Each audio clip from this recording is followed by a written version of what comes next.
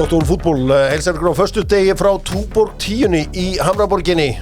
Minn leikjaðasti leikmaður fyrir framan Túborg skiltið undir þeim græna Kelin sjálfur. Það erfingi nummer 2 á leiðinni. Já, það á rétt. Það stelpa eitt skitið. Já, menn hafa bent á það að þú ert aðeins aggressívari núna en oft áður. Það náttúrulega, hún konan ólétt, þannig að það kannski minna aksjón eins og menn segja. Það bara svo leiðis. Það bara dröði þessu. Heyrðu, minn maður í áttunni, hann búinn að taka hristingin, stóra hristingin? Ég held það, já. Það lítur að vera. Það ekki komin þessi 90 dagar sem hann talaði en hann nefn á laumeinum. Eins og ég segi, ég býst við einhvern skjálta þegar að hann nökkur fjallar, kóngurinn. Það að taka 90 daga án hristings, maður sem þekki það. Gunnar Birgisson, velkomin. Takk fyrir það, kærlega. Hvernig var þetta eftir 90 daga? Bara segðu okkur allt. Eftirvæntingin bara mikil. Já, menn, þessi krakkar í dag verða bara að segja frá öllu, sko. Já. Geggjað. Ég var einmitt að bara velta þess fyrir mig, er ekki komið að þessu? Nei, er miklu meira eftir að þessu. Nökkva kóngurinn. Já, þá voru þetta að bíða þess lengur nökkum minni og ætlar að standa við stóru orðin. Menn sem standa við stóru orðin eru Tops og Jose Mourinho færi ykkur Matza Tax EM-myndina, fyrsta skipti sem að Panini ekki með þetta geðveik ný auglýsing þar sem að Mourinho auglýsið þetta. Svo fyrir ykkur sem eftir að fara í Joe Oteri á nágur í Liverpool-setti, þar segja þeir sem halda með Liverpool fariði þangað. Joe Oteri 25 ára í ár. Vá. Það alvöru. Farið og skoðið nýja Predatorinn hjá þeim, bara því ég veit að þið hafið gaman að þessu. Það gaman að bara snerta. Ég þarf að stoppa í hafnahörnum á bakaleginni. Já. Ég var alltaf Tiempo maður. Tiempo. Já, Já, þú ert ekki, en það ert ekki traditionalisti, út svona meiri svona... Er það ekki einmitt? Nei, alls ekki. Tiempo, er það ekki eitthvað nægt út? Jú. Já, það er bara nýtt, sko. Það var bara komið daginn, sko. Já, Dennis Berger spilaði Tiempo. Já, Petersport og Doktor fútból testabústur en góði þú út að reyna að þingja þig, Geli, þá þarf þú að fara í allan pakka. Ég held þú væri geðveikur massaður. Hún setja 7 kíló, sko. Ég vil fá þessu 7 viðbútt. Það bara heldur erfitt. Já, síðan 1. janúar 2023. Ég var 60 kíló, sko, það rátt ykkur því. Ég held það var svona við að deyja, sko. Stóri vöðvar, öll tattúin, loving it. Hálstattú. Er þið Domino's Pizza með Doktor fútból í Bretlandi, þá þekki allir þetta hér. At Domino's, there's something for everyone. Domino! We got this. Það er góla ákvæðan annan. Domino, það voru menn svona sikkur megin við göttuna í Bretlandi. Já. Góla ákvæðan annan, Domino. Þetta er svona stef sem að rúlar í útvarpið þarna non-stop. Domino's næst best í Bretlandi. Það er náttúrulega best hér, langt best. Já. Dippið er gott, sko. Já, Domino's á Íslandi, Kóngarnir, Tékkland, Bifreiðaskoðun, sjáum Bifreiðaskoðunar ykkar líka í Hátúni, 15% afsláttur og segir að Doktor fútból hafi sendt ykkur tölvutek, aldrei mig veg og gleðilegt nýtt græju ár. Takk sem leiðis. Takk hérlega fyrir það, allt auka hlutir og allt þetta, stólarnir góðu, þið getið fengið þá í tölvutek, þetta breytir lífum, þessir stólar, strákar, í hvaða borg fer úrslitaleikurinn að HM fram?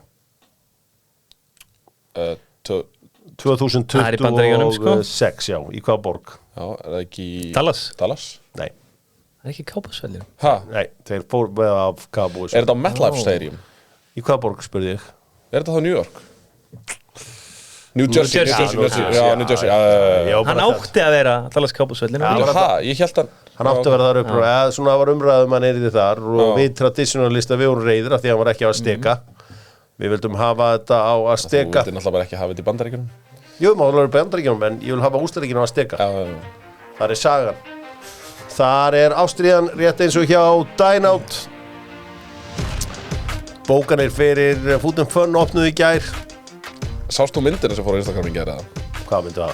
Andri Björn Indriða. Já, með loga. Með loga Geirs. Það er rosa. Ég var að kommenta hana. Það var mynd og rúmlega það. Jork Cole, Suárez Neymar, Salamane, Andri Logi. Ok. Er eitthvað þarna? Það er eitthvað þarna. Dynout.is það sem að pantar matinn, pantar borðið og nýtur lífsins. Dynout.is þetta með Sigga Hall og sinni hans einstætt kvöld. Leiðilegt ykkur hafi ekki verið búðist og það hefur verið gaman að sjá okkur þarna. Ég bara var upptekinn. Já, þú varst náttúrulega í blækinu. Já, ég var í blækinu. Ég var hann í hotninu allan tíman að horfa á blækið, sko. Fékk samt að myndir Ég hef hitt Sigga Halló pizzastað og hann kendi mér að krydda pizzaðar og ég bara góður, sko, ég þarf ekki meira. Nei, heyri, strákar, við ætlum að powerranka. Wayne Rooney núna orðaður við, ég ætla að kalla þetta endurkomin bóksið, því að hann hefur verið eitthvað að bóksa. Strákar, top 5 gæjar, íslenskir, eða úr íslenska boltanum ásakið, sem þið getur séð fyrir ykkur í boxringnum, í Misfit Boxing, að berja einhverja YouTube-stjörnur. Númer 5. Númer 5, það nýjasti leikmaður KR, eða einn af þessum nýju leikmannum KR, Aron Sig. Já. Ég bara hann lítill kjötar, ég held að hann væri góður í læti. Hann massaður? Já, hann mjög massaður. Ok. Það í genunum. Snorri bróður að þekki hann mjög massaður, sko. Ok, númer 4. Númer 4, ég tók Sverri Inga þar. Og þú veist, ég svona hugsaði, það fara margir í Ragga Kára einhvern veginn, það bara basic Sverri Ingi, ég held að hann væri suttalögbóksari, sko. Hann með skrokkinn, hann með powerið einhvern veginn, hann getur lamið menn. Sverri Ingi á móti þarna Patrick Hæmi. Já. Þú veist, í svona YouTube-barda. Það var eitthvað. Númer 3. Númer 3, það eini erlendi leikmaður á listanum, en ég held að hann væri suttalur, hann búinn að búa lengi á Íslandi í ákveða dagan, Kenny Choppart. Kenny Choppart, hann geti heldur ekki slegist. Já, geta slegist, það alveg vel í þessu ekki. Ok. Það eru 2 svona, myndi ég segja, semi-leiðilegt svona, þú veist, þetta gaur sem að kannski allir búast við þarna. Heiðar Helgusson. Hann væri ruttalögbóksari, ég held að gætir ekki rotað hann, sko. Hann með alveg chin. Og hann og Bassam Arash. Fyrsta sæti, ég rætti þetta við nokkra iðnaðamenn í morgun. Þú berja þess að æðistráka. Nei, bara því að þeir eru stærstir. Já, þeir eru stærstir, já. Þeir eru vinsalastir. Ég rætti þetta við nokkra iðnaðamenn í morgun, þeir eru allir sammála mér. Eftir að sæti Stubbur. Stubbinn? Já, bara í heavyweight. Já, super heavyweight. Já, ég meina, hann myndi bara hendi 1 högg og það væri bara rót högg, sko. Það er ekki að hendi mörg, sko. Það væri bara 1 sem hann myndi ná í andlitið á gæðinum og það væri rót högg, sko. Stubburinn góði, markvörður Káamanna. Hann væri rosalur. Ég væri til í að mæta honum. Ég væri reynda til þess að kunna Birgis mæta honum. Já. Vinn í skrokknum á honum og... I gotta see the paycheck first. Ég held að hafi bara ekkert hann vinn í skrokknum á honum, ég held að hafi ekkert á hann, sko. Nei, þetta var, þú vilt sjá Stubbinn hann. Hann var náttúrulega bóksaran Kolli hérna sem var í Já, ég veit það. Ég er bara svona, þú veist, það er verið óklassíst að taka hann. Heldur betur Hólmar Eyjóls líka. Ég pældi honum. Skagfisk og Svefnum. Já, hann var í samtalinu á mér. En ég hugsa að hann er ósoft. Í miður. Hann er ekki búið í Skagafirðinum, sagðan mér. Annað hefur hann sagt um mig. Já, það er bara til að friða þig. Enda nennir þú ekki að búa þar, enda byrðið bara í Mosó. Við nefndum Kópavóðsbúri en þá gráta hann í garðanum. Í miður. Það er gaman að sjá gaurum sem er að kenna sig einhverju landsbyggðin en ekki að búa þar, sko. Það sárnar mér alltaf. Ég og eignir út allt. Það reyndar. Ég, Dóttur fútból og Sony eru farin að vinna saman konudagur í næsta sunnudag. Já, kom að setja upp glæsilegt konudagstilboð sem að gildir út allar næstu viku á 65 tómu tæki. Besta leiðin til að gleðja konuna er að koma með stóra græju heim og gott sjónvarp gleður allar konur. Gjörðu svo vel elskan, gleðilegan konudag. 65 tómu er perfekt, ég er með það heima. Algjörlega perfekt tæki, 229.000 krónur, gleðilegan konudag. Takk. Og kona mín, henni langar í þurrkara, en það er ekki inn á budgeti hjá mér á þessu ári, þannig að hún þarf að bíða 1 ár í viðbót.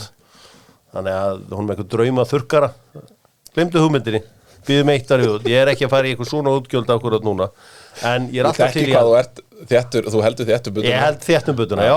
Og það er ekki engin þurrkari keyptur, en ég get alveg hugsað mér að kaupa með nýtt sjónvarp. Já. Hvað þá 65 tómu Sony strengir.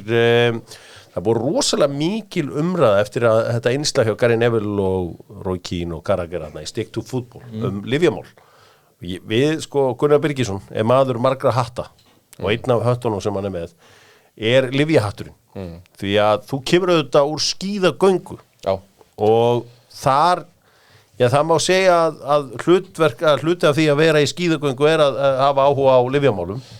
Bara alveg 100%. Alveg 100%. Og það er náttúrulega þannig að gerist í raun og veru á þessu tíma sem að þeir eru náttúrulega að tala svolítið þannig í kringum aldamótin að það eru náttúrulega mjög margir teknir á stuttum tíma skíðagöngumenn frá svona 98 til 2002 ætli ólympíuleikarnir 2002 sé ekki svona einhverjir óhreinustu ólympíuleikar sem hafa farið fram og sama má segja heimsmeistaramóti í lagt í 2001 þá er þessi notkun á þessu lyfi sem heitir EPO sem að er í raun og veru svona á að fjölga framleiðslu rauðra blóðkorna sem að í raun og veru gera það að verkum að súrefnið flæðir hraðar líkamann á þér sem að gera það að verkum að þú náttúrulega ert með betra úthald.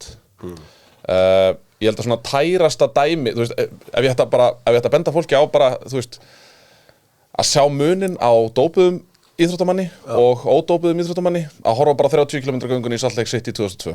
Þú veist, það er það sturlaðasta sem ég hef séð á lífsleiðinni. Það er bara, þú veist, þá er það Jóhann Möhlegg frá Spáni sem að bara miðlungs skíðagöngumæður sem að gjörsamlega sko slátrar göngunni. Og það er Svíðarna eftir húnum Per Elofsson sem að reynir að elta hann og hann gjörsamlega springur á limminu og hann síðan endar á því í raun og veru bara rústa ferlinu sínum á þessari göngu. Jóhann Möhlegg gengur skelfilega, þú veist, hann er mjög ljóta tækni en þú veist, þú sást það bara á honum að veist, hann hefði getað gengið sko 30 km í viðbót á þessum hraða sko. En svo erum við með náttúrulega, ég meina, í fleiri greinum, þú veist, það er náttúrulega búið að vera tíðrætt hjólreiðarnar en það sem að þeir eru mögulega líka að tala að það er þessi Nandrólan steri sem var náttúrulega mjög vinsæll í ítalska boltanum á svona kringum aldamótin. En það er náttúrulega fyrir vöðvauppbyggingu. Ég meina það hafa margir þekktir leikmenn, Japp Stam, Pep Guardiola og fleiri fallið á lyfjaprófi tengt þessu Nandrólan. Og svo er það þriðja substansi sem er kannski asmin sko. Það eru mjög margir sem eru með asma sem er í raun og veru ekki ólöglegt efni þannig séð en það er náttúrulega vissulega steri í asmapústinu þannig að það er það var eitthvað að tala um þetta þegar Jürgen Klopp var með Dortmund en ég veit ekki, hvað var það fótboltan? Ég meina að þú veist er það fótboltan sig ekki frekar klín eða? Sko það er alveg eðlilegt held ég að þeir náttúrulega tala um það í þessu innslagi þá nefnaði strax ítölsku liðin og þetta er alveg, þú veist, þekkt stef ég meina Ítalir hafa til dæmis í skíðagöngu Ítalir hafa lítið sem ekkert getað í skíðagöngu frá aldamótum þegar þeir eru teknir nokkrir og nokkrir sem að sleppa ég get alveg trúaði að það sé einhverjir Ítalir ég meina það kom grein í gassettunum fyrir ekkert svo mörgum árum að það sem að var talað svona hvað ég var að segja, snembúin dauða fyrir leikmanna Fiorentina. Það eru held ég 4 eða 5 leikmenn frá aldamótum búin að láta lífið langt aldur fram. Það eru að tala bara í kringum 50-60 og það er þekkt stærð fyrir þá sem að til dæmis nota þetta EPO að þeir eru mikið að falla frá löngu fyrir aldur fram. Ég held að séu 20-30 dæmi þess efnis þar sem að topp íþróttamenn hafa verið að falla frá langt fyrir aldur fram. Þannig að þetta er svona eina umræðan þegar ég var í fótbolta var efedrín. Það var bara menn var að dælis í efedríni. Það væri líka einhver lið sem væru á efedríni og eitthvað svona aldrei sannað eða neitt en þetta var svona einhver reykur og en aftur eins og Viktor nefndi að þá ertu náttúrulega með líka oft, þú veist, á þessum tímum að þá ertu með innan búðar menn sem að eru komni lengra heldur en lyfjaprófunar vísindin á þeim tíma og það var kannski ástæðan fyrir því að það eru ennþá einhverjir sem að sluppu náttúrulega en eru líklega með eitthvað óhreint mjöl í pokahotninu sko. Þannig að ég get alveg trúað því miður að þetta það sé mikið til í þessu sem að Gary Neville og Roy Keane er að tala um og veist, ég held að maður svona alveg rýnir í gamla leiki að það held ég að það sé ekkert erfitt að finna þessi dæmi sem þeir nefna sko. Nei, þetta verður áhugavert. Þetta er ég held að verði meiri umfjöldun núna lyfjamáli í fótbolta. Ég held að leikurinn sé nokkuð klín en það er bara mín tilfinning. Já, ég get alveg trúið líka en eins og sé, ef þið viljið sjá svona ef þið eru ekki alveg viss hvað þetta er, þú veist hvað EPO gerir fyrir þig, bara Salt Lake City 30 km á YouTube og enter. Svo bara hallið ykkur aftur sko. Hallið ykkur aftur og njótið skíðagöngunar, heyrðu, við ætlum að fara í fleiri mál. Keldan og Dr. Fútból hafa unnið lengi saman Keldan. Ef gerist það áskrifandi þá getur þú flett upp hvaða kennitölu sem það er að segja fyrirtæki kennitölu séð virði félagsins. Nú meira til gaman skert. Svona það er lítið að frétta af Keldunni, þannig ekkert stórt í dag, engin stór stökk upp niður þar. En ef þú ert áskrifandi færðu allt í rauntíma. Heyrðu, Gylfi Sig ætlar að vera með. Hann segist ætlar að vera með í umspilinu í næsta mánuði. Þar segja við erum ára að mæta Ísrael í Ungverjalandi. Sko ég myndi halda að ég var eins mikill Gylfa Sigmaður eins og myndir finna. Bara, þú veist, ég veit nákvæmlega hvað hann getur í fótbolt og hvað hann er búin að afreka og allt slíkt. Hann er 35 ára gamall í september næstkomandi. Hann er náttúrulega eiginlega búin að spila neitt fótbolta núna í að verða 2,5 ár. Já. 2 ár Það er allavega. bara svo leis. Verði ekki komið 3 Í sumar, 3 í sumar í júlí. Já. Ég meina, þetta er væntanlega líka ákvörðun sem að landsþjálfarinn þarf að taka, að velja hann. Já, ég Hvað held haldið að þið? hann sé búinn að taka hana. Ég held að hann væri ekkert hann úti með frikka nema að Ráti væri svona nánast búinn að gefa honum bara grænt á hann væri í hópnum, sko. Já. Ég er á því og ég er á því að hann er að vera svona 20-30 mínúna maður og við getum átt hann inn á bekknum.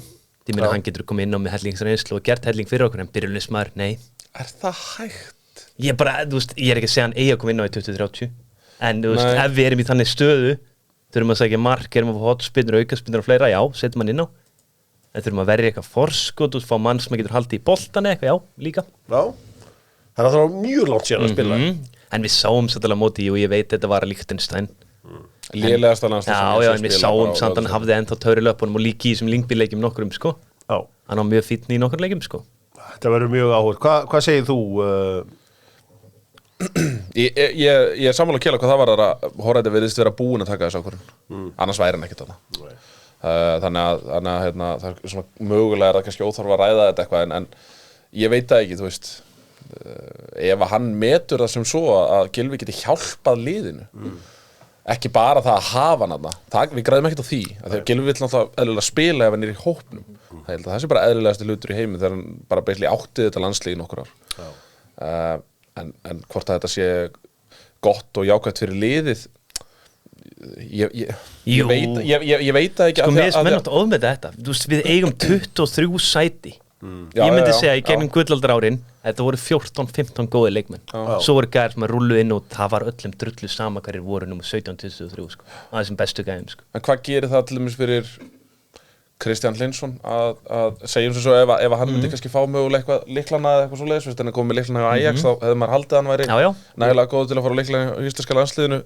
Er það þægileg tilfinning eða óþægileg tilfinning að vita af Gylfa Sig á bekknum? Já, þetta er áhugavert. Þú veist, og sama að því að við erum í transition í öðrum En þarf stöðum. hann ekki að finna sér lið? Maður hefði haldið það. Jú, maður er alltaf, en fyrir Kristján, ég held að veri, ef Kristján myndi byrja á Gylfa á bekknum, ég held að veri allt í lagi. Ég held að Kristján svona, þegar Gylfi eins gæði hann myndi bara hjálpa Kristjáni, sko. Strákar, það er förstu ár. Hendum í smá fössara hérna. Það ekki? Til í já. það. Sturlaðar staðarendir og það var Einar Á sem að heimtaði. Einar Á Sturlaðar. Já, það er pælingin og margir að fá sér þéttifrauð fyrir helgina. Fyrir fótboltaáhugamenn þá er dagurinn í dag og kvöldið í kvöld tíminn til að sinna fjölskyldunni. Það er ekkert í gangi. Fara í Bláa lónið eða njóta sín fyrir utan, fyrir fótboltaáhugamenn. Já, fyrir fótbolta. En blakið eru. Blakið er í Já. já. Þekkjum það. Þess vegna sagði ég fyrir fótbolta. Heyri, Sturlaðar með Einar Á. Ok, Alvin Martin, leikmaður West Ham, skoraði 3 gegn Newcastle 1986. Allt gegn sitt hvorum markmannum. Það segja 1 mark á þennan, 1 á þennan og 1 á þennan. Ha? 3 mismunandi markmann. Það er einnig útspilar að vænta. Það er mjög ólíklegt, en ok. Þetta er ekki... Já. Barcelona hefur aldrei unnið Dundee United. Þú veit að það var unnið Dundee United. Hvaða bull er þetta? Dundee United oft farið langt í Evrópu og eitthvað og voru í undanúrslitum meistararnir. Það var unnið það. Áfram næstu. Paul Pesci-Solito fór í Stoke City frá Birmingham fyrir 400.000 pund á 1994. Engin venjuleg sala því að stjórnarformaður Birmingham á þeim tíma var eiginkonans Karen Brady. Einmitt eins og hún fær að selja hann bara í eitthvað annar lið. Veitu hvað sagði hún hitti? Karen Brady sem er núna hjá Vestam. Já, ok. Einmitt. Einmitt og hún var að selja hann á mannin sinn. Já, góði. Og svo D, það er staðurinn sem að fáir vita. En Dwight York á íslenska móður og faðir frá Trinidad og Tobago. Já, einmitt. Heyri, þetta voru 4 sturlaðar. What? Hver var hestasaur? Ég ætla að gefa mig það að Dwight York sé hestasur. Að Dwight York, að hann eigi íslenska móður sé hestasaur. Já, við varum búin að heyra meira um það. Hvað segir þú, Gunni? Ég ætla að segja að Barcelona hafi unnið Dundee United. Ég held að það sé væntanlega sem allir hugsa. Já. Þeir eru aldrei unnið Dundee United. Já, í Þetta er bara alvörunni. svona svipað og normenni með Brasilíu. What? En Dwight York á ekki íslenska móður. Hann átti íslenska tengdamóður á tíðanbili. Það var En móður hans er ekki íslensk. Já, hún var einhver akureyrar mæður, þetta ekki. Jó, það var Akureyrar mær og tengdamóður hans. Góðmanneskja Dwight York. Keli Seigur hann að Já, spotta. Ég spotta þetta alveg sko, las þið alveg í gegn sko. við verslum allt áfengi. Það er að segja allir nema Gunnar Birgisson sem að hefur valið þann lífstíl að snerta þetta ekki. Glæsilega gott val hjá Gunnari, en fyrir þá sem að er að fá sér smá rauðvín, smá hvítvín eða eitthvað, þá var alltaf gott að kíkja á Maison Westman og það sjáum þetta og keyra þetta til þín. Kampavín, hvítvín, rauðvín, tjekkiði á þessu þar inni. Drengir, það á 5. bolti í gær, kannski svona stóri leikur í Ísöllu og þetta skemmtilegasta var leikur Bót og Glimt og Ajax í sambandsdeildinni. Sko, það var 2-0 og komið 90 á klukkuna. Herðu, þá koma Ajax og jafna þetta 2-2. Var hann farin út af okkar maður, Kristján Leysson? Fór út eftir vitið.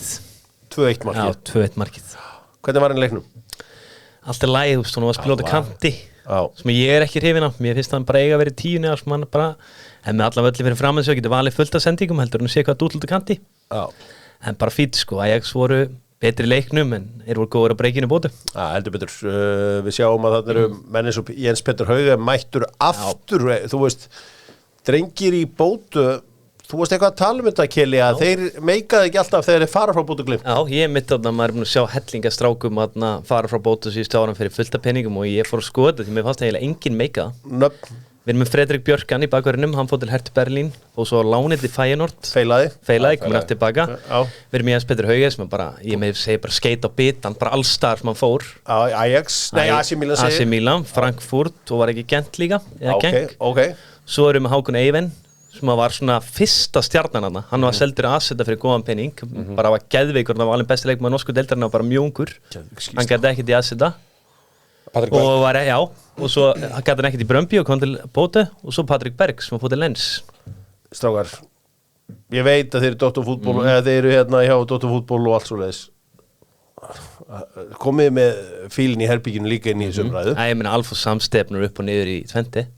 Er ekki alltaf að Jú, ég meina dressa samt, fílinn? hann sló samt Joshua Brennet út úr liðinni í fyrra sem var eitt besti hægribakurinn í deildinni í fyrra. Er þetta nafn til í alveg? Joshua Brennet, já, þetta er til. Hann hefur verið í hollenska landsliðinu, sko. Hann var í PSV. Sko, þetta er ástæðan fyrir að Keli er kóngurinn. Þú veist, ég farið með Keli á djamið, það er svona 50 gæjar sem koma til og segja oss í kóngurinn. Ég skil það bara. Og ég er alltaf bara, herru, ég er samla, hvað heitir þú? Ég skil það bara. En það virðist vera að þessi Bót og Glimt gæjar séu svolítið bara svona, hvað ég var að segja, systematík? Já, ég held að þetta sé svolítið svipa á Nordsjælland. Það er mikið þetta á Nordsjælland líka. Já, þannig að þeir eru allavega ekki að ná að stíga skrefið yfir á meginlandi, það er svona nokkuð ljóst. Nei, þetta var áhugaverð skýrsla, var einhverju aðri leiki svona úslit í öðrum leikjum sem að vakti athygli? Hjúts, Dinamo Zagreb unir Real Betis útöfni. Segir svona hvað skilsi unit Dinamo Zagreb sko. Já, það var 1-0 sigur þar. Getur verið að Bót og Glimt getur farið áfram úr þessu? Já, ég held að vinna á heimavelli bara. Ég held það nefnilega líka, sko.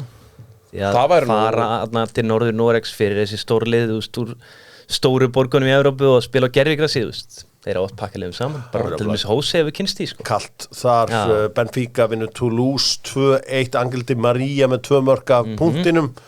Nú, Shakhtar Donetsk og Marseille gerur 2-2 í jafntefli þar sem Pierre-Emerick Aubameyang heldur Evrópudraumi Marseille heldur betur á lífi og Gala tóku Spartak Prag. Fín úrslit hjá Róma sem gerir jafntefli við Feyenoord. Þetta voru liðin sem ættist í úrslitaleik, fyrsta úrslitaleik sambandsdeildarinnar. Þannig að þetta ekki AC Milan rúllar yfir renn. Allt þetta er bókinu bara. Hafið séð hann hérna strák sem að Belgin sem fór til Atalanta sem að AC Milan eiga.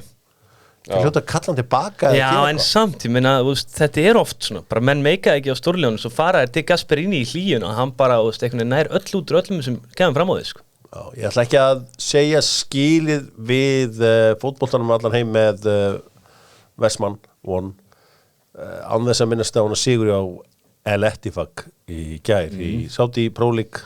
Býtu við ekki bara fyrsti sigurinn í bara 4-5 mánuði eða eitthvað? Já, Wijnaldum mikil pressa, kemur ekki Gini Wijnaldum og liftir öllu upp í ég menn hann hefur gert það áður.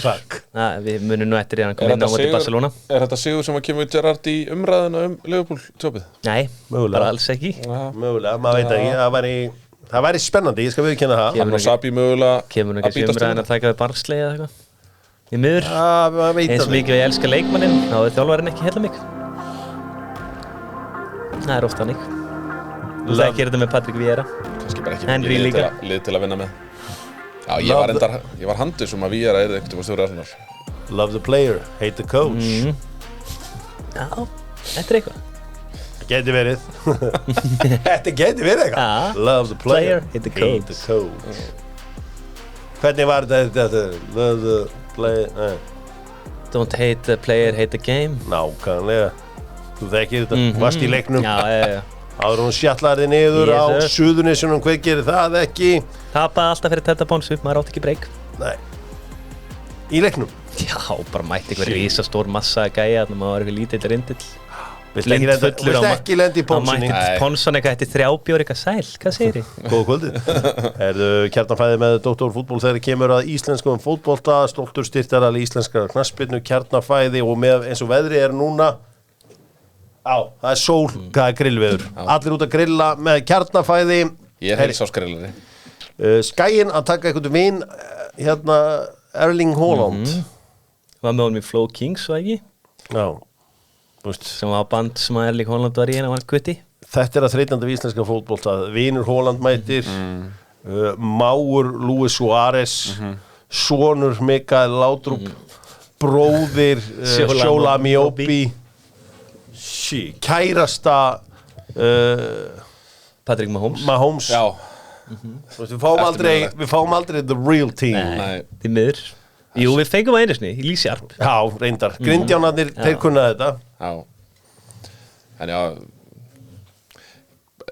bara sjáum að spila. Já, svolítið hann ekki. Þegar þú ert náttúrulega, að því maður er alltaf þegar það kemur á norskum leikmönnum, þá beinist alltaf kastljósið að Mosóstráknum. Eðlilega. En kemur hann hingað í sumar?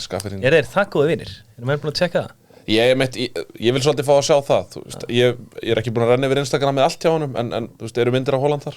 Já, nákvæmlega, ég vil fá það bara á hrein.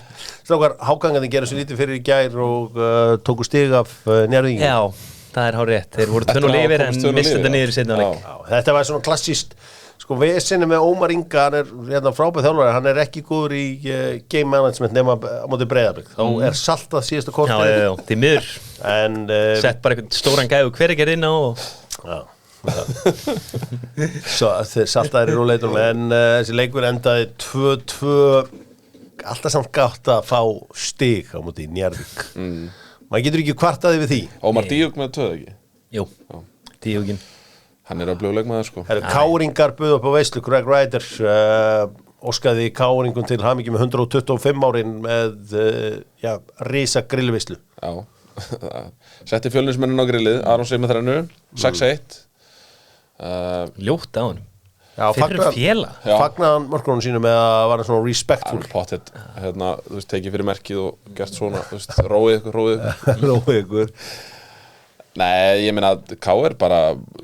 Þú veist, þetta er svona kannski eitthvað sem við erum ekki vöru að sjá undanfærin ár hjá KR virðist vera mikill sóknarbolti og ég meina, maður hefur séð glimpsur úr þessum leikjum á móti Val og fleiri liðum þar sem að þeir eru bara all out attack og virðist alltaf að spila svona attacking fótbolta í sumar. Ég er með sama væpur KR núna á með Stjörnunni fyrir ást. Þetta er spennandi, þeir eru ekkert að fara að kontenta neitt, sko, ég bjóst við meiru. Þegar Gorgirinn var í Káringum í byrjun í janúar, ég bjóst við fleiri leikmenn núna, sko. Geta þeir ekki... Jú, ég veit, þeir geta sótt, Viðar Ari er off, hann var að tala mikið um það og hann sagði það sjálfur í viðtalið, þjálfarinn allt í henni fikk trú honum. Ég veit ekki með Þeir eru með norskan bakverð á reynslu. Þetta verður áhugavert að fylgjast með. Guy Smith er mættur þannig að hann var reynda bara stungið á bekki. Sigurbjörn Sören. Hann er mjög öflugur, víst. Stóð í rammanum. Siggi Sör. Svo var Reynir Haralds í bakgrunni hjá Fjölni. Ég ætla að fá hérna stutt viðtal við hann núna á næstu það sem að ræðir viðskilnaðin við IR. Já, og ræðir núna hvernig verður að spila móti IR. Það verður rúglega þungt fyrir hann. Það ég ekki viss hann geti það. Þá ætla ég að vera á vellinu. Það verður IR treinu undir. Jafnvel hann fáið leyfi til að spila svona splittreif. Sko, ef það einn maður sem ekki fagnar markinu þegar hann setur hann beintur þetta alveg spinnum maður, sko. Þá mun hann Drangílo. Það íkir einum í vinkilinn, sko. Drangílo. Stjarnan spilaði 2 leiki í utanlandsferðinni sinni þegar voru spilaði þarna við Víborg. Ég sá reyndar að þetta var bélið Víborg. Það var ekki alliðir. Ég þekki aðeins úr alliðir, þekki röfnin allavega. Það var ekki þeir. Svo spilaði á móti úkraínsku liði. Lið sem er bara eitthvað í toppbaráttunni í Úkraínu. Ok. Voru ekki spilaði Brentford B líka? Spilaði Brentford B. Hvernig voru það? 2-1 fyrir Stjörnunni. Já, ok. Kannski var þessi maður sem ég hitti kannski bara ekki með neitt á hreinu. Hann vildi meina að þeir hefðu spilað við 3. besta liðið í Úkraínu og gert í aftöflu það. Þetta var eitthvað úrslit sem að fóru fram hjá mér. Já, það bara, ég skal alveg viðkynna þetta fór fram hjá mér líka. Poilissa, semst máli er að staðan í Úkraínu er mjög skrítin okkur núna. Því að Shakhtar Donetsk er í 4. og Dynamo Kyiv er í 5. Búin með jafnmarga leikja það? Hvað er okkar menn? Það er samt. Skulda. Hvað er okkar menn? Soria Luhansk. Soria Luhansk, þeir eru í 3. neðsta sæti. En það gáttu þeir ekki, nei. Þeir gáttu ekki, nei. Ég segi það var ekki gott, neðust. Það var lélegt að bara ná ekki stíja móti þeim. Ég er þar og Kópavogsvelli sérstaklega. Sko, það er ein deild sem að hefur aðeins farið undir radarinn. Já, Laugardalsvelli. Það er ein deild sem að mér finnst að hafa farið svolítið undir radarinn í núna. Það er rússneska deildin. Sem að svona fútbolpúristar eru að hittast á Ölveri og svona að fylgjast með. Ég var að pæla í þessu í gær þegar það var verið að dæma Quincy Promes. Það hugsaði, hvernig staðan sé í Rússlandi? Svo gerði ég ekkert meira með það. Ég skal segja það hvernig það er. Krasnodar er efstir. Zenit er nummer 2. Svo koma Moskvuliðin, Dynamo Moskva, Lokomotiv og Spartak. Hvað er Seska? Seska er í 8. sæti, bara í algjörum miðjumóði, en svo er ég með hundleiðilega frétti fyrir þig. Sochi eru neðstir. Nei. Jú. Þeir hafa bara ekkert jafnarsætti 2014. En það var það hápunkturinn í Sochi náttúrulega. En þetta er vinsæll, eða var náttúrulega ferðamannastæður. Þetta er paradís á sumrinu, skilst mér. Þetta er paradís á sumrinu og á veturnar. Og á veturnar, já. En segðu mér, hvaða leikmenn eru til dæmis í rússnesku deildinni? Krasnodar heldur rosalega mikið af erlenduleikmennunum sínum. Ok. En þú veist, er eitthvað svona alvöru nöfn þarna? Sko, Quincy Promes er ennþá meðal markaðistu leikmanna. Það er þannig. En hann mæntir að fer ekki skora mikið meira. Jú, hann situr ekkit inni. Það getur ekki verið. Hann fekk 6 ára dóm í Hollandi, eða ekki? Já, verður bara áfram. Það er engin samningar hann á milli. Hann verður ekkert framseldur. Þetta er mikið Kólumbíumenn. Hann var bara aldrei eftir að koma til Hollands. Já, þetta er mikið Kólumbíumenn að skora. Ég ætla bara að tjekka það á þessu hjá með Quincy Promes. Spartak Moskva. Þeir voru að spila hérna á dögunum við Krila Sovetov núna á sunnudaginn. Sjáum hvort hann spilaði. Nei, býtu, þetta er 9. Það er vetrarfrí hérna. Það er vetrarfrí? Já, það er líka vetrarfrí. Það er vetrarfrí líka í skólum. Já, Quincy Promes skoraði þar. Það er þannig? Já, þakkaði Trausti annarri mínútu. Ekki tróknar að það. Það var ykkur 1600 kíló. Alvöru innflutningur. Já, hann var líka með... Hann er í enda, ef þú ætlar að vera í import-export bransan, þá verður hann með alvöru innflutning. Svo var eitthvað kuta við sinna á honum líka. Já, það? Já. Hann er alltaf með kuta í sóknum. Hvað er það?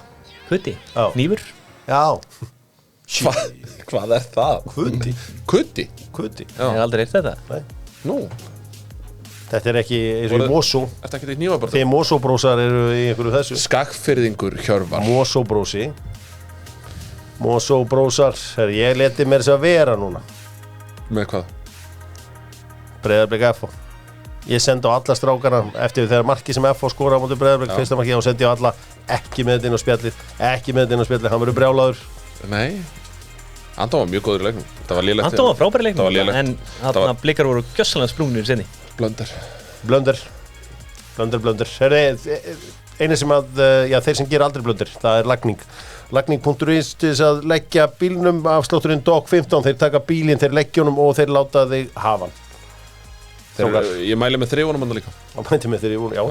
Þau eru mjög góð. Þau eru mjög góð. Heyri hérna, strákar, það er þessi leikur strax í hádeginu. Brentford Liverpool. Þegar þú mæti Brentford þá viltu hafa það í hádeginu þegar krátið low on energy og liðið low on energy. Já. Það svona Ég alveg sammála því. Já. Að þetta bananahýði. Það? Já, þau lið sem er svona minni liðunum sem er í neðri hlutunum sem ég hræddast við alltaf Brighton og Brentford. Vissulega hafa Brighton verið svolítið ofalega. Þetta er bara lið sem á Liverpool að vera í brasi með. Föstu leikadrinn og Brighton hafa alltaf verið stór hættuleg fyrir Liverpool. Brentford met ég. Þessi leikur í hátteginu, sjáu þið Mo Salah snúa aftur inn á hátteginu? Bekknum, já, ég held að koma inn á. Ég held að hann haldi sig við front 3 sem hefur verið að virka ágætlega, sko. Díaz, Jota og Núñez, sko. Szoboszlai frá, Trent líka frá, spurning hvað þessu langt það verður allt saman. Þeir fóru þetta snemma aftur inn á völlin. Alltof. Það verður, já, ég sé ekkit banani í þarna. Ég held að verður svolítið lofest, þú veist, að vera að orða náttúrulega Thomas Frank við Liverpool-jobbið. Þannig að hann geti mætt svolítið mjúkur í þetta og svona auðmjúkur og sá verður svona ekkit að taka neitt ofast á þeim. Nei, ég gæti verið að taka við Heldur hann sé að segja það? Já, ég segja það. Ég var á smá smeykur þegar Tony var að mæta alltaf Matip. En núna er það, Konate með hann í fanginu bara, setur hann í vassan og búið, sko. Það er ekkert flóknar það. Já. Hann vinnur hann í loftinu, sko, það er ekki margir skil á. Nei, þetta verður bara fýll leikur held ég. Við tippum þetta á leikina hér rétt á eftir. En maður sjá, við slum skoða fleiri leiki.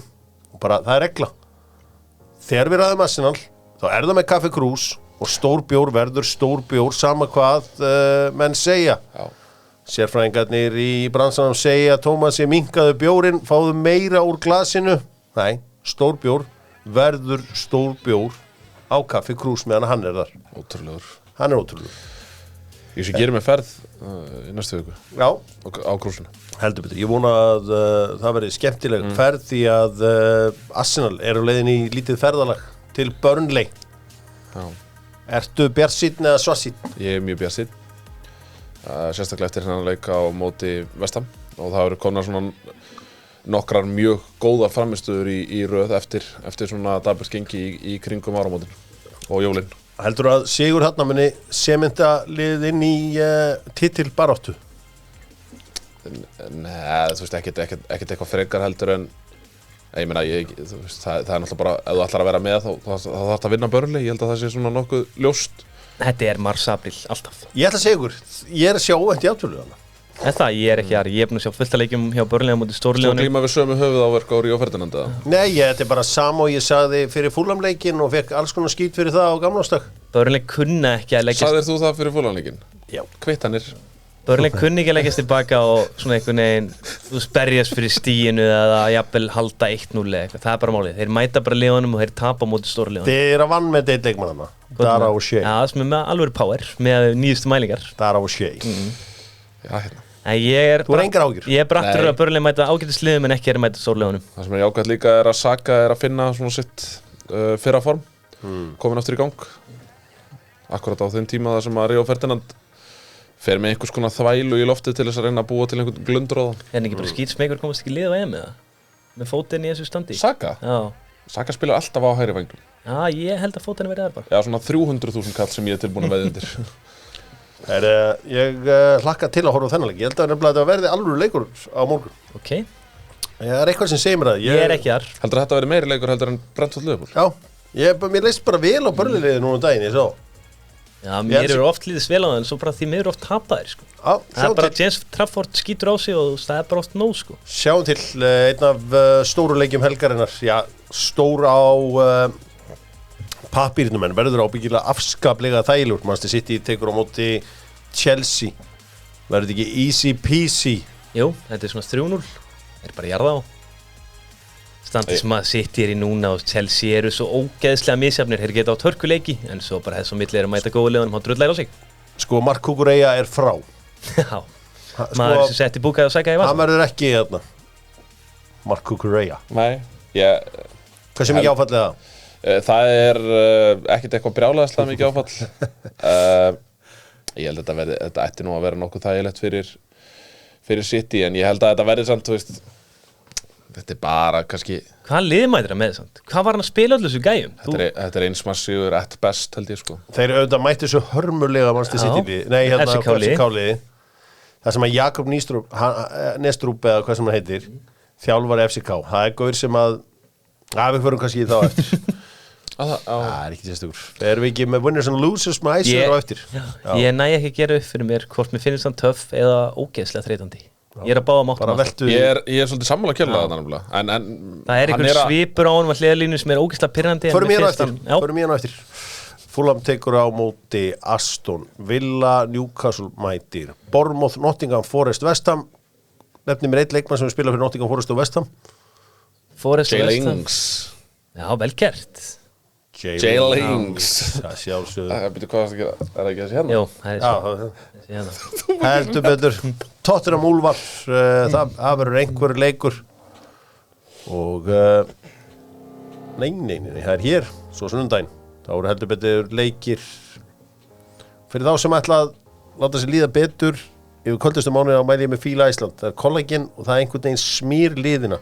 kann ekki útskýra þetta en þetta er gott fyrir ykkur sérstaklega það sem er lélir í hnjánum og svona og er ekki á leiðinni í hnjáskipti hugsaður, ég er að spæla í hnjáskipt já, það er bara að skipta en mér líður allan betur af þessu Luton og Manchester United mætast á The Kenny á sunnudaginn leikmann sem við spila fyrir Luton Tai Chong já þarna var ég að vonast eftir Les Seal í markmanni en fekk Tai Chong hann er maðurinn sem var í markinu þegar Manchester United var bikarmeistari 1990 tók við af Jim Leighton og hann spilaði síðan úrslitaleikin á móti Barcelona í Rotterdam 91 þetta var bara gaur sem bara datt inn hann er ég fættist blessu sér minning hans hann er látin kallinn sko mikla breytingar í gangi á Manchester United þeir eru að ná í svona ef að segja alltaf flottasta í bransan hvort sem var auðvitað núna Dan Ashworth hann er mættur, hann er komin yfir hörðina Jim Ratcliffe er þarna Dan Ashworth hefur svo flotta leikmenn en hann hefur aldrei sótt leikmenn sem Manchester United sækir það er held ég vandamálið sko jújú, hann hefur sótt Tarek Lamptey hann hefur sótt Sven Botman og fleiri en þetta er ekkert leikmenn sem múrt að fara að sækja United sko ég meina sjá hann á stóra sviðinu þar sem hann þarf að sækja alvöru kanonur sjáum til ekki nema þið allir einhvern moneyball feeling sækja, ég meina þið eru með dýrasta Manchester United, það er dýrasta lið við verðum samansett ef við tökum kaupverð bara in the history of UEFA sko já, maður sá það líka í síðustu helgi á móti Aston Villa þeir sýndu okkur það er séns fyrir topp 6 liðin að fara á Villa Park og fara það með punktana 3 Omar Berrada er líka mættur frá Manchester City já sem er snillingur einhver business mistari sko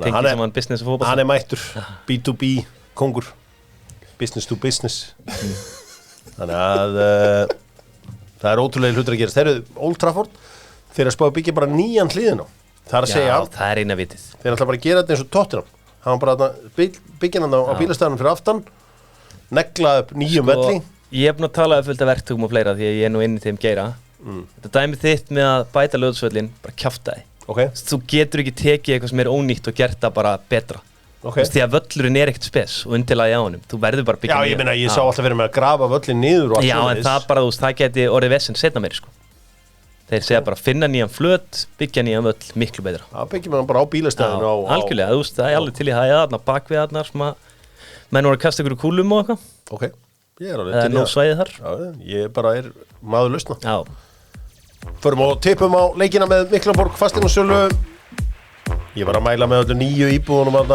tjekkja það í miklaborg.is Kili, ef þú ættir að flytja í bæinn hvert myndir þú flytja? Draumurinn er alltaf bara hérna hverju aftur sko það er bara erfitt að fá góða eign þar en ég væri líka til í Kársnesið þetta er allt saman til ég er 200 kó-pjúristi sko ég er ekki að fara allir upp í hólan á hæðina þú ert pjúristi, það er ekkert á Sauðárkróki enda hefur þú engan áhuga á að búa á Sauðárkróki en ég get hringt í frændur mína sem að er ekki eins og þú þeir gáfust ekki upp, þeir héldu áfram að búa á Sauðárkróki það er þeir, ég hélt með þeim þegar þeir unnu körfuna en ekki þessum sem að teikuðu þetta það er sem ekki pirra mig hérna á óþörfu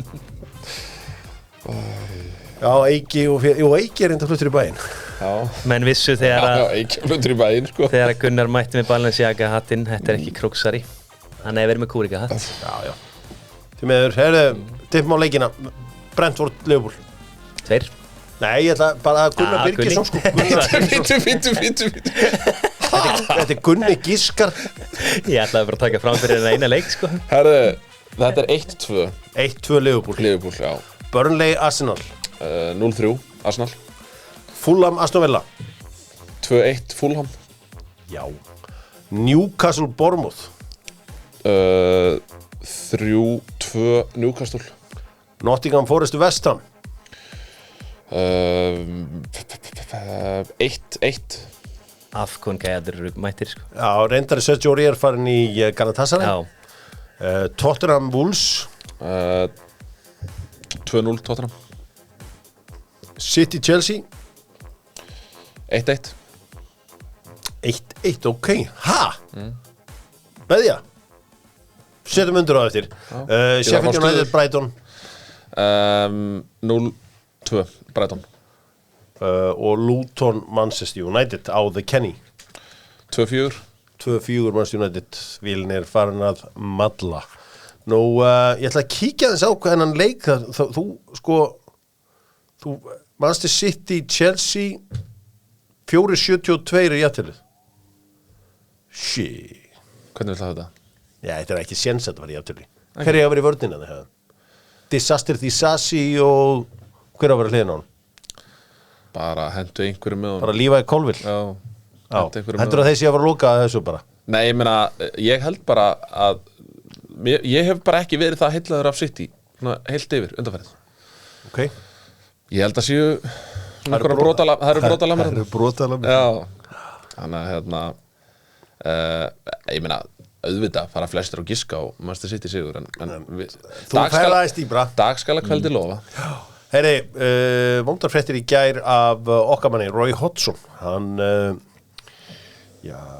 var tekinn upp á spítala í gær. Það var verið að fara að reka hann og ráða Oliver Glasner. Hann mætti með, hann allavega hann verið veikur hann allt í einu. Og algjörlega taktlust að reka hann og ráða hann í hann þjálfara. Allir Glasner sé bara á einhverju Premier Inn hóteli núna í söður London að bíða eftir þessu. Ég held að ég veit ekki 1400 pund nóttin. Premier Inn. Stíg Cooper ekki bara málið? Það ekki bara 14 pund nóttin? Já. Eða nema hann hafi farið á hvað var aftur sem að Motel One. Hefur verið á því? Nei, ég verið á Klink Hostel í London. Þá labbaði ég bara inn og gekk á vegg. Það var fyrsta utanlandsferði mín svona án mömmu og pappa. En fyrir algjöra pjúrista enska boltan þá Premier Inn alltaf. Já. Við nennum ekki bara neitt annað. Já, Klink Hostel mæli með. Já, en það er skemmtistaður á næsta hæðinni sem að sko Glasner tekur við þessu. Það er eiginlega Já, það er frágengið. Já. Mér finnst það svona allan ágætt hjá þeim fyrst að ástandi var svona okkar manni að tilkynna þetta ekki, en hvort hann stýrir liðinu á mánudaginn, hvort hann er búin að jafna sig að hvernig sem það er. Það verður stóra máli í þessu. Kannski aðeins áður við skiljum enska boltan, eru þið ekki búin að sjá þessu Sunderland þætti? Nei, ég á eftir. Ég er búið með fyrstu 2 þættina. Ok.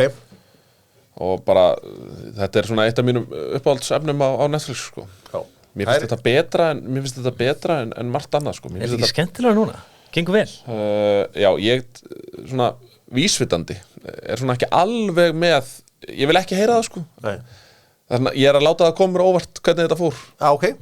Það er bara að gera og ég skal alveg viðurkenna það, League One er ekki mér ofarlega í huga. Nei, en þetta verður rosalega leikur í vikunni.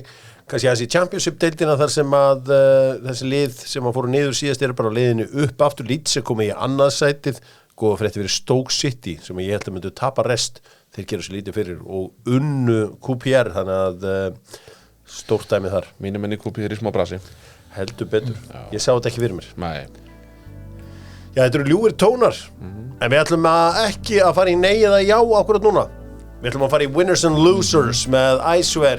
Æsver var stóri vinnurinn 2023 árið þar sem að útivistaleiknum var breytt að eilífu á Íslandi. Æsver þar sem prísin er fer og ég fer Já, ég fer í æsverk saman hvort það sé í Smáralind, Kringlunni eða Laugavatni og nýt lífsins í leiðinni. Drengir, winners and losers. Hvor var með vinnera og hvor var með losera? Gunni var með vinnera.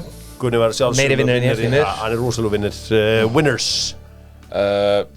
Ég set Tiger Woods þar. Sunday Red. Já. Hann var lélur í gær, +1. Já, hann var ekkert speskjær.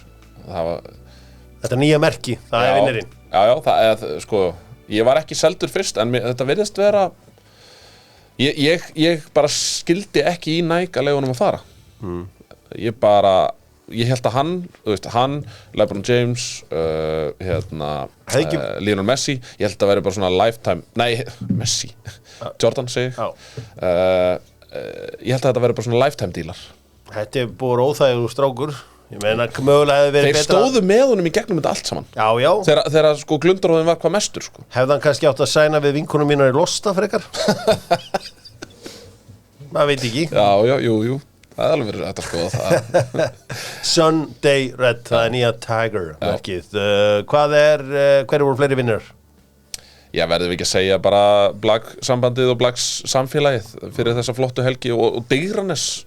Digranes svona í heildsinni einhvern veginn finnst mér vera að skína svolítið og fá svolítið endur nýju lífdaga. Já, skemmtilega. Þegar við höfum séð marga flotta íþróttaviðburði þarna. En þetta er hús sem að kemur alltaf einhvern veginn. Það er einhverju töfrar þarna. Það er einhverju töfrar þarna. Ég svona var skemmtilegt að horfa á leikina í gær, KHK í kvennaflokki. Svona mikið verið rætt og reyta dómgæsluna í þeim leik, en við slum ekki fara inn í það hér. Þetta voru 2 vinnarar, varstu annan vinnara? Já, 2 vinnara. Áttu fyrir með 2 lúsera? Já. Komdu með það. Heyrðu, fyrir lúserinn er Harry Kane. Harry Kane? Bara tapa mútið Lazio, ég veit að Envy er ekki búið en samt, þú veist. Þeir eru 5 stigum og eftir bæinn Leverkusen, svo tapar þessum leik í sexta lústum. Dottin út af þýska bikarnum. Já, Dottin út sísta bikarnum. Tapaði Supercup. Já. Er hann að taka með sér einhverja, hvað, er hann að taka súperlunni? Það er 1-0 fyrir Lazio í hálfleik. Já, ég veit að ég átta með því, þeir vinni þetta, en nú samt þetta er, þú veist, þeir eru ekki búin að ná skota markið held í einhverjar ákveðna, 180 mínútur eða eitthvað? En við hljótum samt allir geta verið sammála það að Bayern München vinnur ekki meistaradeildina. Við vitum það ekki. Já, ég er ekki þar. Það er nóg eftir. Það er mjög ólíklegt. Myndirðu setja þau topp 3 yfir líklegustu? Nei. Hverja myndirðu setja topp 3? Manchester City og Real Madrid. Á ekki hafa City tvisvar. Ok, Manchester City Real Madrid. Hvortum með Hinn lúserinn er John Van Schip, þjálfari Ajax. Bara fyrir hvernig hann setti upp leiki, spilaði 4-4-2 sem er bara langt frá að vera einhvern veginn í Ajax vei. Cristiano orða kanti, Jordan Henderson hann að lulla henn á miðinni. Gera bara 2-2 jafntefli við. Kili, ert þú farin að óhlýðnast mér? Þú veist, ég pantaði Jakob Nestrup. Það var búið að panta einn.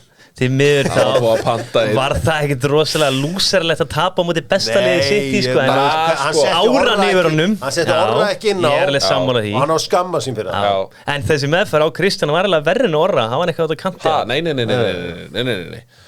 Sko, við erum að setja inn gæja Cornelius sem hefur ekki skorað síðan held ég 2020 eða 21 mögulega. Er í engu standi og hann sett hann inn á móti Galatasaray og sá að hann var ekki í neinum takti við hvað sem var að gerast inn á vellinum. Hélt hann að það væri eitthvað betra að setja hann þá inn á móti bestaliði heims? Ég fatta bara ekki að því að Orri þarf ekki nefnum bara smá rönn af leikjum og þá eru þeir með að því ef við ætlum að tala söluvöru, sko. Það 2004 gæi sem að getur verið bara starter í landsliðinu sínu og ef hann færi nokkra leiki þá hlýtur þetta að vera þvílíkur peningur í húfi fyrir FCK. Hann er soft með ungu leikmenn. Mér finnst þessi Jakob Nestrup mjög. Torup var miklu harðari, sko. Já, en sko málið er að mér finnst þessi gaur vera leikþóttur. Mér finnst líka, sko, hann einhvern veginn dettur inn í þetta gig. Ég var ekki sammálaður, en ég er orðinn sammálaður. Þetta er gaur sem á að vera að þjálfa Köge. Þú veist, hann á ekki að vera komin á þennan stað núna. Mér finnst að vera að leika einhvern topp þjálfara. Make a sense. Nei, ég meina, þú veist, og ef við All Band er að segja, þú veist, Manchester United yfirspilar það náttúrulega til að byrja með á parken. Galatasaray yfirspilar það til að byrja með á parken. Manchester City náttúrulega kemur og yfirspilar það til að byrja með á parken. Já, eðlilega. En hann er alltaf svo þú veist, hann er svo reaktífur. Þú veist, hann fer í þessa 5 manna vörn í seinni hálfleik á móti Manchester City Akkur byrja hann þá ekki bara í 5 vörn? Mér finnst hann alltaf vera að breyta setup og leikplani sem að svona ég velti því fyrir mér akkur var hann ekki búin að læra af stórliðunum sem að voru að koma á parken fyrir þetta sko. Þetta góð pæling og svo hef ég bara séð nokkur leiki í dönsku deildinni sem hann bara verið bara hundlélir. Þeir eru ekki búin að vera dominant þar bara langt í frá sko. Sá hann skelvilega Brömbi leikana 0-0 leikin sem var eiginlega ófyrirgefanlega leiðindi sko. Já, fyrir leikurinn var skemmtilegur þegar það var þegar Orri kemur inn og leggur upp sigurmarkið 3-2 eða frekar en 2-1 minnum mig. Minni það. Það verður algjör. Ég þú veist að það vinni ekki dönsku deildina, ég held að vera rekinn, hann búin að styrkja liða helling og Scott McKenna og Nottingham Forest og Magnús Mattsson sem var besti leikmaður Neck Nijmegen sko í Hollandi.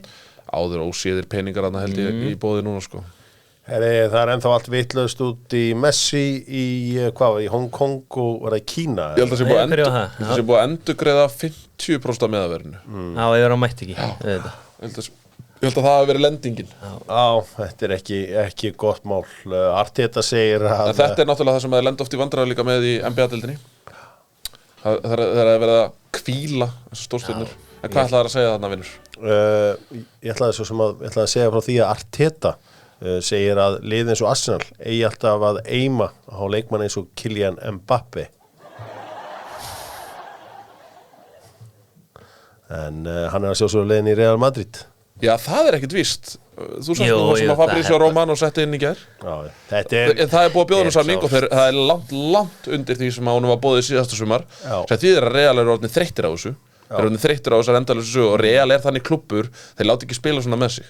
Við sjáum til. Ég hef sagt það og stend ennþá fastur við það, ég held að hann fær ekki Real. Já. Okay. Ég bara trúi ekki. Fær ekki hana. Já, hann fyrir alltaf í Real Madrid. Förum í, þetta flókin díl. Mammas fíla Liverpool. Allir mekanismin í þessum díl flókin. Mammans fílar hvað þá? Liverpool, nei, hún mikill Liverpool manneski.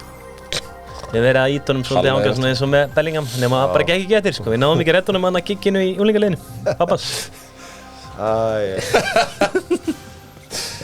Hann fekk það yfir Real. Herru, áður en að Hem fer að skamma mig fyrir ómikið bull hérna. Nenni því ekki, ég má ekki missa hann. Poulsen sér rúðuna, Kemi sér glussan, hann með þetta allt saman og nýtur lífsins í leiðinni. Hem ringdi í gær og var að ræða innkomu útlenskra þjálfara í enska boltan. Aston Villa voru fyrstir, svo komu Londonarklúbbarnir og Jóri. Þá hélt hann að hann væri bara með hugmyndaðil Grandi sem ég samþykti að lokum. Erlendir knattspyrnustjórar, það er að segja utan Bretland segja, ég ætla að leyfa Írum að vera þarna inni, frá stofnun deildarinnar. Útlenskir stjórar. Gunnar, þó að þú sett stærri og þyngri og meiri, þá ertu yngri. Þú byrjar. Arsene Wenger. Jose Mourinho. Rafa Benítez. Andrés Villas-Boas. Sven-Göran Eriksson. Gus Hiddink. Áran Grant. Já. Var ég ekki búinn að segja hann? Nei. Ok, ég á með hann í haustnum á. Býtu. Gus Poyet. Þetta ekki fyrsta bullið hans í þættinu, sko. Herðu, sló mig út af lagið. Já, það var pælingin. Já, bara Erik ten Hag. Patrik Vieira.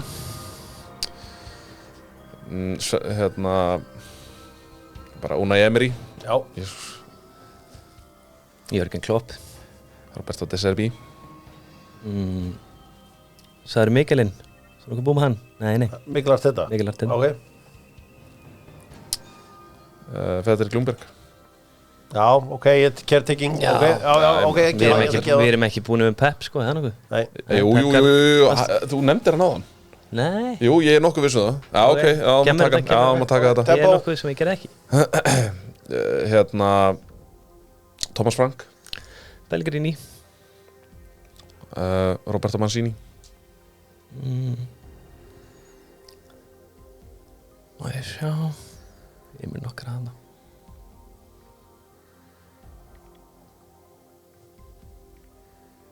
Sven-Göran Eriksson. Ég er búinn að Ok. Raf. Ranieri. Já. kannski einn af mínum uppáhalds, það er Ragník. Einn af mínum uppáhalds. Viali. Jose Mourinho. Louis van Gaal.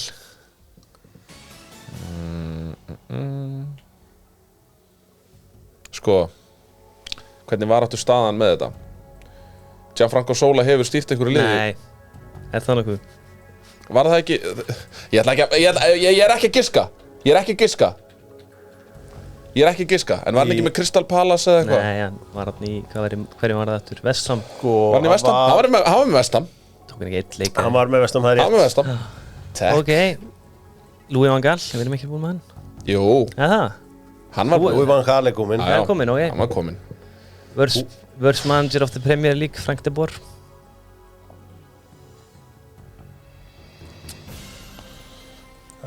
Sir Alex. Nei, hann er breyti. Já, Skoti. Skotland. Já, býttu. Já, yellow. Hann er komið með svona 8 yellow hérna. Nei. Roy Keane. Íri. Já, Íri, takk. Já, það er fyrir utan. Ég held að það er ekki England, það er Bretland. Já. Má ég sjá. Ég var stilja liðin hérna. Guys, come on. Það er hellingur sko, maður er bara eitthvað frósin hérna. Ok. Það er frósin. Má ég sjá. Gem 10. 10? Mikið. Sjá, rafnir. Sér Toulier, er stygt fyrir það? Já. Sko.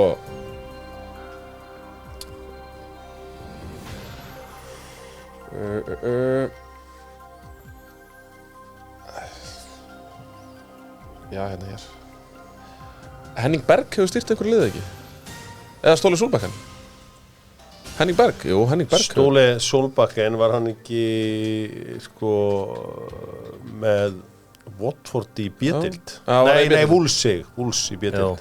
Skeit var með Eikir Kunnþór, spilaði hann mikið raskat. Hefur hvorugur þeirra stýrt? Henning Berg hlýtur að eiga eitt tímabil með, þú veist. Henning Berg hefur hvergið þjálfað sko. Nei. Komið með rétt kart? Nei, þú ert búin að skjóta svo hátt yfir markið. Það hendur í 2 gisk sem bæði voru röng. Já. Þetta er tap. Gisk, þetta voru svona vangaveltur. 5 sekúndur.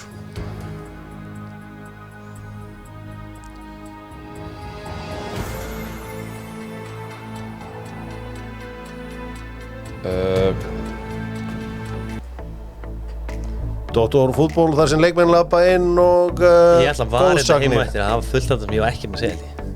Góðsagnir. Já, og fullt sem þú sagðir 5 sinnum og... Vorum Óli Gunnar? Nei, ég var með hann næstan sko. Ég held við varum ekki nú að segja en þú varst svona ruglað sem ekki í mér, ég held ég varum nú að segja. Ég byrjaði bara, málega að þú verður að vinna þetta systematískt. Þú verður að vinna þetta, þú veist, ég fer bara eitthvað úr Arsene Wenger í Rafa Benítez og þá er ég komin í annan lið og þú veist, þú veist bara að klára liðin. Já, ég hef byrjað bara, þú veist, Arsenal. Já, svo hefur maður bara farið niður, bara Liverpool, Manchester United. Ég byrjaði aðeins Chelsea. Bara ógeðslega léleg frammistaða. Nei, stóðu ykkur báðu vel og geti verið... Það var bara erfitt þegar maður fór í minniliðin og fór að hugsa sko. Watford hafa verið með helling. Kiki Sanchez Flores skilur til dæmis. Já, það verið nógu þjálfur þar. Það alveg ógeðslega margir sko. Þú veist, Felix Magath fyrir okkur pjúristana. Það hefði verið gaman að heyra hann að dettin. Thomas Tuchel, þú veist, ég var að hugsa Þjóðverðin á tímabili. Ruud Gullit held ég hafa ekki dottið að þinn. Ég datt aðeins í hollendingana hana, smá skrans. Maður saknaði Ossi litla Ardiles Erik ten Hag kom ekki, var hann okkur? Jú. One Hag. One Hag. Ralf Ragník líka. Ég er stolt af stöðu. Ralf Ragník var að sjálfsögðu klár. David O'Leary, Írin Geði, sem að þetta gerir Garðin Freyja. Ég veit bara ekkert hvort þetta séu Írar eða Skotar eða eitthvað sko. Já. Ég veit ekki hvað það er. Það rugglaði svo öllu saman að Velsmenn og... Velsverjar. Já. Þetta er hérna, Kristján Gross kom ekki. Já. Sem að ferðaðist með undergroundinu til þess að fara á White Hart Lane. Hann sýndi undergroundu miðan. Já. Þú veist, það var til að sína hversu mikið hann var tilbúin í... Já, kemur með Spurs, þá var náttúrulega hugsa maður bara strax bara Martin Jól, sko. Já. Lengi. Engin Íslendingur ennþá þjálfað þarna. Þannig að... Hverjir eru Skandinavíu menninir? Það er Thomas Frank, Óli Gunnar. Já, Drillo. Sven Jöran. Er eitthvað fleiri eða? Freddy. Frank, hérna í Thomas Frank. Já, ég sagði hann, Thomas Frank, já. Það ekkert miklu fleiri. Svo var það Ljungbergin. Svo Að gleyma margir Laudrup. Hvað var Ljungberg með, var hann Arsenal, hverja var með? Hamasna. Arsenal 1 leikið eða eitthvað? Nei. Hvað voru það margir leikir? Það voru fleiri. Ok, Það voru fleiri. það var eitthvað að brú okkar bila. Þetta var 2 mánuður Já, ok, ég man ekki eftir þessu maður. Já, þetta var. Þeir voru í góðu bandir árum að maður. Já, the banter years. Já, ok, við erum FA Cup bara Emil Martínez. Week in, week out. En, Og já, Community Shield. hvað hafa þetta verið? Hafa ekki verið fleiri normenn? Þegar normenn voru nú kongarnir hana. Muni eftir Peppi Mel hjá West Bromwich Albion. Nei, Hann var svona. Chris Hughton, hvað er hann aftur? Já, Íri. Já, hann er Íri. Chris Coleman líka Velsveri. Já, Já, það telur ekki, það er Bretland. Það er Bretland. Já. Þannig að það er svoleiðis. Já. Þið stóðu ykkur báðir mjög vel. takk. Glæsileg framistæða hjá þeim vinnum. Gunnar Birgis og Kelanum mínum, Kelanum okkar. Kelanum sem að átti 33 ára afmæli í vikunni. Á rétt. Fyrir þá sem eiga eftir að gefa honum gjöf. Saman dag á Breiðablik. Afmæli saman dag á Breiðablik. Bróður minn ammæli held í saman dag á Fíman á Víkið. Vá. En mamma einn. Ammæli saman dag á Narvi í Hrísey. Hún er það hann, ég veit það ekki. Já, hún er líka á Hrísey. Það er bara svoleiðis. Gunnar Birgisson, hvaða dag áttu afmæli? 14. júlí. Já, það endur speglast í karakterinu með þeirra því að mikið af krökkum sem komast ekki í afmælinu til þín að þau voru að stæri fríum. Já. Höfnun. Já, það var svona höfnuna tilfinning, já. Enda hef ég ekki haldið upp á ammæli bara síðan ég var, örugglega bara 10 ára eða eitthvað, sko. Þegar aðaljaxlarnir mættu ekki, þá hættur að halda upp á þetta. Maður reyndi ofta að vera með eitthvað svona vassbörust við í garðinu með eitthvað, það var alltaf gott veður, sko. Nei. Það var bara ég og brósi eða eitthvað svona sem að leika okkur í þessu, sko. Og svona average income family sem að kannski hefðu ekki beint efna á því að fara í frí, þau mættu í afmæli hjá Gunnar Birgis. Já, bara eins og við á sínum tíma. Vel veitt. Já. Já. Grillað. Já, það var grillað og það var kökur og brauðréttir, mikið brauðréttir. Mikið af brauðréttir, það er gott. Aspas. Já, aspas brauðréttir. Geðveikt. Það ljómar vel, en maður finnur ofta júlíbönnum og það er með svona oft. Já, og af því að það er líka í júlíbönnunum náttúrulega í krabbanum að þá er svo réttlætiskenndin svo sterk. Já. Þannig að, mér fannst ofta á mig brotið þessum tíma. Já, eðlilega. Þannig að, að því að oftast var það þannig sem þetta á gróknum að það voru svona bekkjaramæli. Og voru öllum í bekknum búið. Já, yfir vetrartíma þar að segja. Þegar skólahald var í gangi, sko. Varst ég minn einn prins og þú bauðst alltaf öllum bekknum? Já, bauð alltaf öllum. Stelpur hún líka? Já, bauð þeim fyrst. Hann bauð þeim fyrst. Ég var með þetta prinsip frá svona 10-11 ára engar stelpur. Já. Það var ákveðin harka í því. En svo sá ég að mér og ég bæði þær afsökunar. Ég var alltaf bara í strákabekk. Var ekki, að þú varst í einhverju svona sérbekk. Það voru bara strákar. Það var mikið rifrildi á milli kynjana á sín tíma í skólanum mínum. Það var bara að splitta þessu upp. Það er þannig? Já, það var þannig. Í Hjallaskóla? Það er 9. bekk. Það var mikil tókstreið á milli. No joke? Já, no joke, þetta er ekkert grín, sko. Það var pröfað. Þetta er mjög svona sérstuglega. Það myndi allt vera klikkað. Nei, okkur er í dag allt klikkað, okkur er verið það. Ég veit ekki, það er svo margt í dag. Hvað er eitthvað svona kókabösskaur eitthvað, það segir eitthvað sko í dag og er allt klikkað. Veistu hvað, mikið að rugglu liðið sem mætir á netið og eitthvað svona. Það eru kynninskipti leikskólar til. Já, ég meina, hjallastefnaðinn. Hjallastefnaðinn. Ok. Ég meina, í dag er þetta byrjað, hvað er þetta bullakil? Ég held það. Ég sé það mikið að rugglu lið á netinu að ég myndi halda það. Já, það lið hefur alltaf verið til. Já, nú veist, er það allt klikkað samt? Þetta er eitthvað nokkur komment eða eitthvað? Ég veit það ekki. Þetta eru hvað sagði Höskuldur alltaf? Lillir hundar sem gelta hát. Já. Kelið og dengur lengur. Og nú 33 ára, ég skapar landsmönnum til að mikið með það. Nú verður maður 30 í sumar. Höldum bara risapartí. Já, þá voru tekið til kostan. Höldum risapartí. Það sem að einhver á sal til ég að heyri honum. Ég veist hvað, ég held að það sé rétti staður fyrir ammælið þitt. Láta þeirra. Perlan. Já, uppi í glirinu. Já, láta það gerast. Láta það gerast. Pókerborð og kasínó. Láta það gerast. Ekkert svoleiðis. Jú, Gunnar er til í þetta allt, maður. Hann verður að díla. Ekkert svoleiðis. Dóttir fótból, þakka fyrir sig, verið sæl.